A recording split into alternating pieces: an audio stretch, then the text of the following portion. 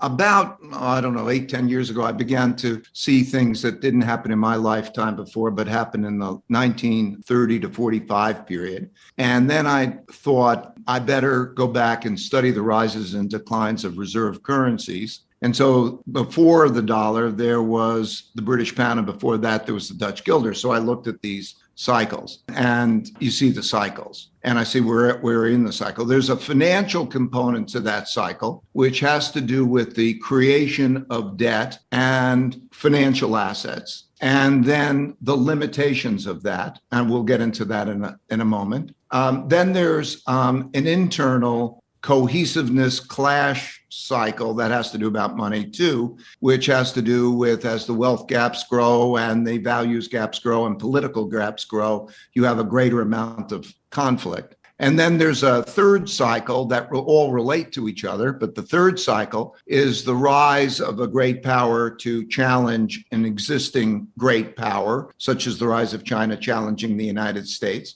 And they all sort of go together because, it comes down to basics. Are you strong? Are you strong economically and so on? So let me just fast forward on the financial part of that. The cycle is really that debt and credit creates buying power. And so it's a short-term stimulative and it's a longer-term depressant because you have to pay it back. And so every time an economy gets weaker, and so they jab it with credit and it pumps it up, but it accumulates this debt, so it rises. And they keep doing that until it becomes more and more difficult. So as you get down to something like a zero interest rate, it becomes more difficult. And also the pile of that debt is also the pile of somebody's assets. They own the bonds. They own the financial assets. And all of those financial assets are claims on real stuff, real goods and services. So when we think about money or storeholds of wealth, and you say, where is your wealth? We tend to define it as those financial assets, but those financial assets have no purpose other than to sell them to get the goods and services. And when the pile becomes very big and the incentives for not holding that are no longer there, you have a problem, okay? Because it's gone through history. You have those financial assets want to go to get the tangible assets. In the old days, that would be go get the gold or something. But when you go there, there's too many claims to get it. And then you have that problem. And inevitably, there's the printing of money. So we can think of the financial system. We'll start there before we get to the wealth gap and the other thing. You can basically see that the cycle that we're in, the New World Order, began in 1945 at the end of World War II.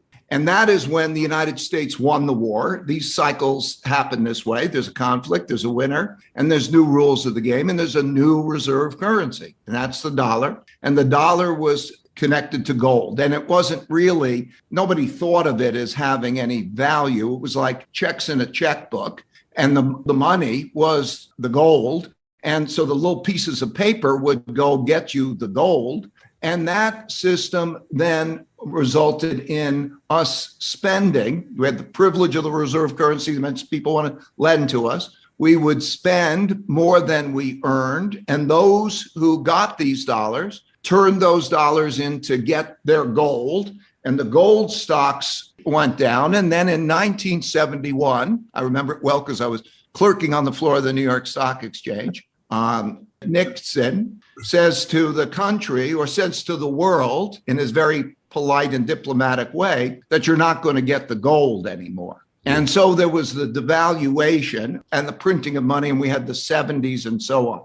So we're in a situation that's like that. We have the decline in, the decline in real rates, the pushing of a lot of liquidity out because there's not enough money, not enough hard money, but everybody needs more money. So we need that more money. So money is credit. You can make it up. So the government creates a lot of credit and the central bank prints a lot of money. And there's not much incentive to hold this money. Think about cash. If you hold cash, you get no interest rate, but there's an inflation rate that's, let's say, 2% a year, and then you have taxes and things. And if you think about bonds, there's not much incentive there, and negative in some places. And so now we have a supply demand problem, okay? Because as you look at the budgets and you look ahead, we know we're going to need a lot more money, a lot more debt. And this is all the cycle. You need the more money. You have to print that. You need more money, so taxes go up, and that produces the dynamic. Now, I can keep going on about what happens in that dynamic. It may be capital controls. You start to go to things where that money wants to go someplace, and it goes to almost anything else. Particularly at all that time, I learned in 71, painfully learned in 71, that it causes like stocks to go up. It causes everything. We can deal with the mechanics of the stocks, gold, Bitcoin, real estate, everything to go up because it's really going down in dollars. And that's the part of the cycle we're in. First of all, there are two types of inflation. There's the supply demand inflation when demand is strong enough and it presses up against capacity, like you don't have enough labor, unemployment rates are low and capacity is low, and then prices go up, and there's that kind of inflation. And then there's a monetary inflation, which comes from the supply of debt being too much so that they produce more of the money, and the holders of those financial assets, particularly bonds, because bonds is just a promise to receive money that the central bank can print. The holders of that then go into those other things. And then what happens is then you just have to follow the money. So you see who gets the money. And then when they get the money, you see what they do with that money. So let's say if you change who gets the money now, because we're going to change that, taxes will change that, other things will change that. That goes then to those other people. So the inflation, the big inflations, the ones that are really most important are not the ones of the supply and the demand. They are the ones like that which followed 1971, my example. Okay, there's not enough money. You put it down, you devalue. In other words, you sever the link. And then with that, then there's a monetary inflation. You go into those other things, and then you have that. So the risk, let's say there's two risks. We will have a hell of a lot of demand because we put all that money in. Cash is all over the place. And even investments, all the investments go up because of so much cash. And how do you find a good investment? But also, there's so much money, and it'll change the amount that is in the hands of individuals and so on. And so now it's in cash, and that'll move on because cash is trash. I'd say that because it'll have that negative real return. The real risk, you'll experience more inflation. Right now, a lot of it is in cash, and there'll be a lot more money being produced. But you'll experience that more in that kind of inflation. Things will go up. You could see inflation in houses, inflation in, many things is going up. And then you'll start to see probably some labor inflation. If you start to see labor inflation and so on, it'll be a different kind of inflation, though, because we're in a more digital society. Those things can be produced. That supply of digitalization can be produced without the capacity constraint. But the big monetary inflation is the thing. Where do I store my wealth? Because what happens to the markets is then when you go to those other things, let's say you go to stocks, you go to real estate, you go to other things because they're getting out of that. As those prices rise, like a bond, their future expected returns go down. And as they come closer to the interest rate, so now you've got whatever the interest rates are, it depends on the country, but it comes down, then there's no longer the incentive to buy those things, and you could have trouble. And it becomes very difficult to tighten monetary policy because the whole thing falls apart. Everything's interest rate sensitive. And so the central bank has got to then print that. Then you have negative real returns in stocks and other assets, like we did in the 70s, but the nominal return goes up. That pattern has happened over and over. I'm just trying to describe the mechanics of it.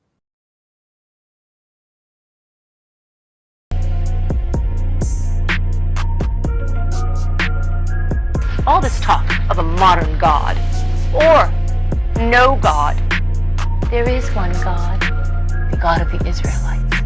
And he is a stern and vengeful God, and we have been mocking him far too long, and now he demands retribution in blood. It is time to declare yourselves. Take sides, the saved and the damned. Read the good book. It calls for expiation, blood.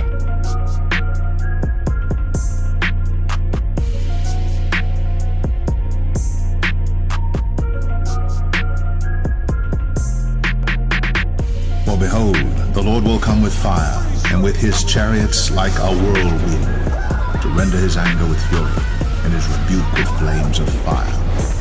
For by fire and by his sword will the Lord plead with all flesh, and the slain of the Lord shall be many.